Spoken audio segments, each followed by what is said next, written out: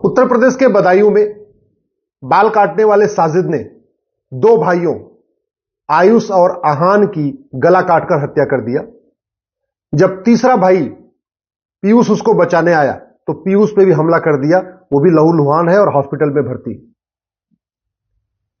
जब से यह बदायूं में घटना हुई है उसके बाद जो राष्ट्रवादी हैं, नेता, अभिनेता, लेखक, बुद्धिजीवी, पत्रकार, कलमकार, मठाधीश, ये सब लोग उस वीडियो को शेयर कर रहे हैं, फेसबुक पे, ट्विटर पे डाल रहे हैं, व्हाट्सएप पे शेयर कर रहे हैं। कुछ लोग कह रहे हैं जागो हिंदू, जागो हिंदू, इकट्ठा हो जाओ, हिंदू इकट्ठा हो जाओ।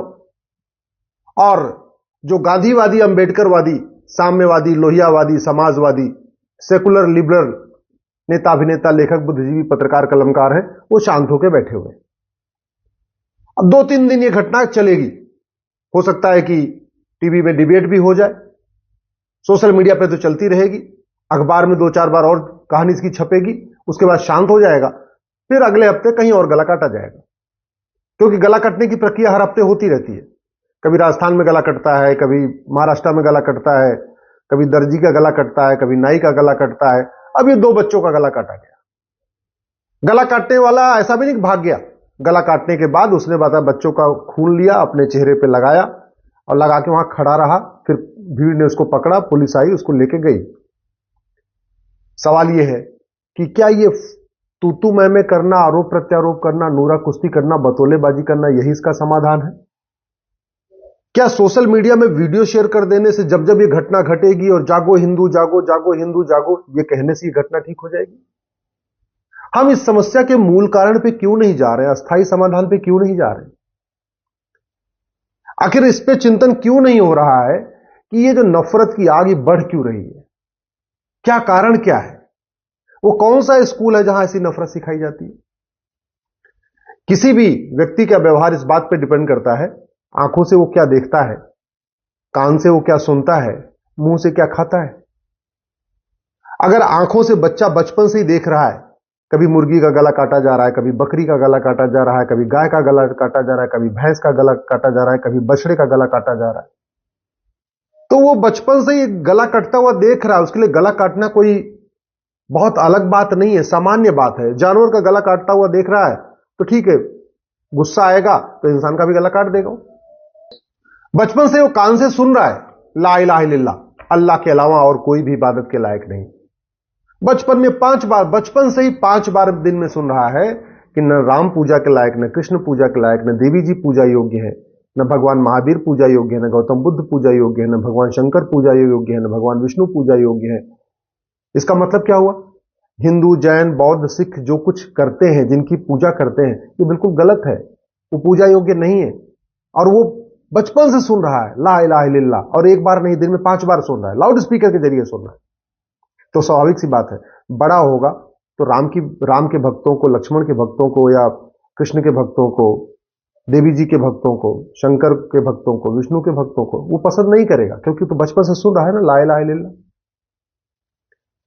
इसलिए मैं कहता हूं, दल गुलामी छोड़िए। ऐसे ही गला कटता रहेगा अगर हमने कानून नहीं बदला, व्यवस्था नहीं बदली। और जिन नेताओं के भरोसे आप घूम रहे हैं ना, ये 25 साल के बाद आपके बच्चों को बचाने नहीं आएंगे, फिर आपके बच्चों का भी गला कटेगा। ये जिन लेखकों के, बुद्धिजीवियों के, पत्रकारों के, कलमकारों के भरोसे आप घूम रहे हैं ना, जिन न्यूज एंकरों के भरोसे आप घूम रहे हैं, जिन मठाधीश के और महामंडलेश्वर के कथावाचकों के भरोसे आप घूम रहे हैं, ये 25 साल के बाद आपके बच्चों को बचाने नहीं आएंगे। आपके बच्चों का भविष्य केवल और केवल आज का कानून बचा सकता है, बस। ये जिनके साथ आप घूम रहे हैं, जिनको आप देख रहे हैं, ये 25 साल के बाद सब रिटायर होकर अपने अपने घर में होंगे। आप भी अपने घर में होंगे, लेकिन जिनकी आप जय जयकार कर रहे हैं, ये भी अपने घर में होंगे।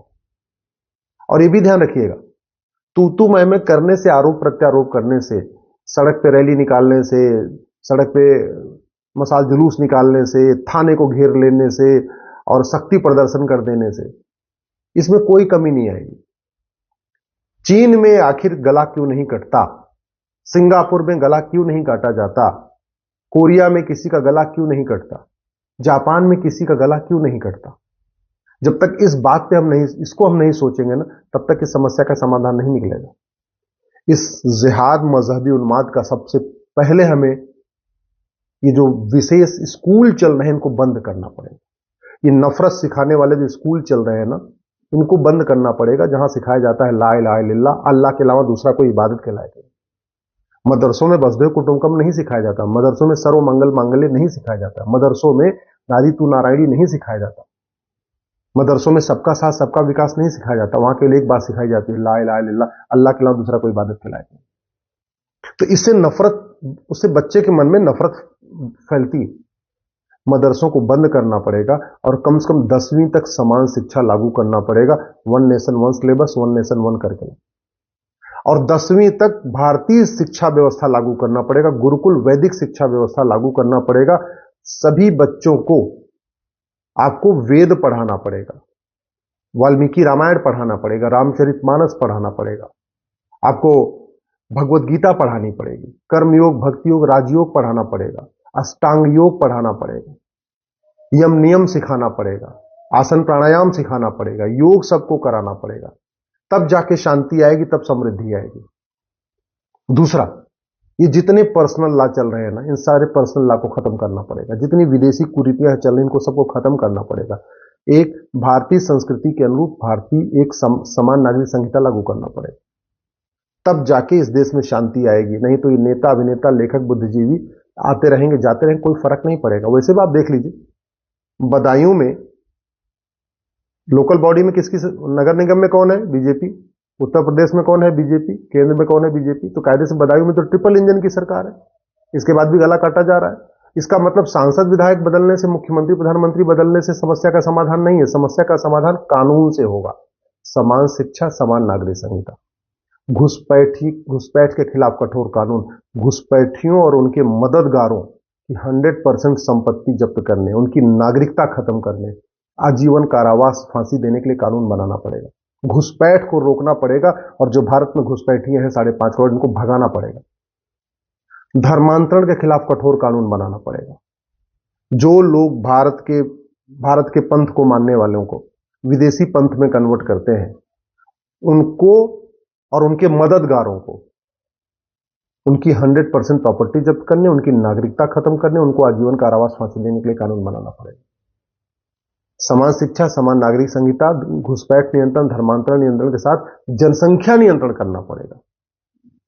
भाई वो तो 2 बच्चे थे ना, आयुष और आहान, मार दिए गए। तीसरा भाई, एक भाई बचा हुआ है बस। और दूसरी तरफ साजिद, वो मर भी गया तो क्या हुआ? वो तो 12 भाई बहन थे, 11 तो बचे हुए ना, उनकी जनसंख्या तो बढ़ रही। दूसरी तरफ एक पूरी जनरेशन खत्म, 2 बच्चे, 3 बच्चों में से 2 खत्म हो गए, एक ही बचा हुआ है। दूसरी तरफ 11 भाई बहन में से एक खत्म हुआ, 10 तो बचे हुए ना। तो जनसंख्या किसकी बढ़ रही है? हम दो हमारे दो लागू करना पड़ेगा। जो आदमी हम दो हमारे दो न माने, उसकी 100% प्रॉपर्टी जब्त करने, नागरिकता खत्म करने और 10 से 20 साल की सजा देने के लिए कानून बनाना पड़ेगा। इसलिए मैं कहता हूं, दल गुलामी छोड़ दीजिए। अगर दल गुलामी करते रहोगे तो 25 साल के बाद आपके बच्चों का भी कोई साजिद आएगा, गला काटेगा। दल गुलामी करते रहोगे तो जैसे कश्मीर में पलायन हुआ, अपने घर से पलायन करना पड़ेगा आपके बच्चों को।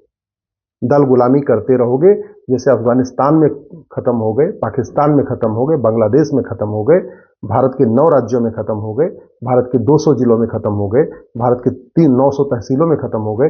एक दिन अपनी तहसील में भी खत्म हो जाओगे, अपने गांव में भी खत्म हो जाओगे। अगर चाहते हो बच्चों का भविष्य सुरक्षित रहे, सनातन संस्कृति ऐसे बढ़ती रहे, जितनी है उतनी बरकरार रहे, डेमोग्राफी अब न बदले, तो समान शिक्षा, समान नागरिक संहिता, घुसपैठ नियंत्रण, धर्मांतरण नियंत्रण, जनसंख्या नियंत्रण करने की मांग करो। ये 5 कानून ही सनातन संस्कृति को बचा पाएंगे। ये 5 कानून ही सनातन धर्म को बचाएंगे।